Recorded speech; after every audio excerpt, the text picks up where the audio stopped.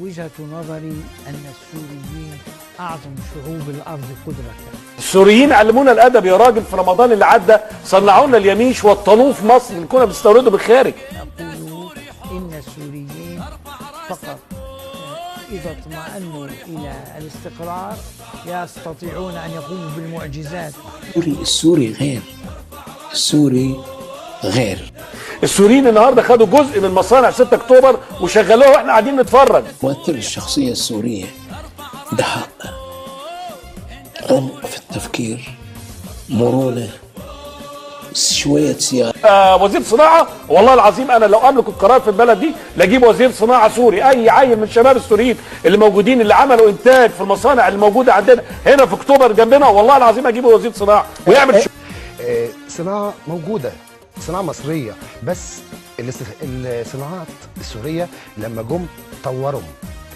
يعني يا أخي أجمع أهل العلم أنه لم ترد نصوص شرعية في فضل بلد من البلدان بعد مكة والمدينة كما وردت في فضل الشام.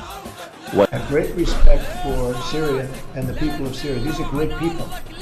I know people from Syria. These are great people. المساجد لأعمال الخير المختلفة تلاقي دايما السوريين ما شاء الله من أكثر الناس اللي بيتحمسوا للتبرع في مثل هذه الأمور أيا كان المجال.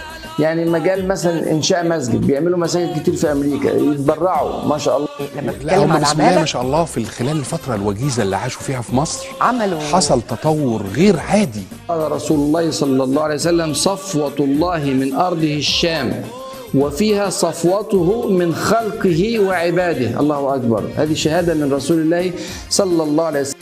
لما الاقي حد من سوريا ضيوف بقول هم جم في حضننا زي ما رحنا في حضنهم اوقات كتيره، بس هم شرفونا بجد.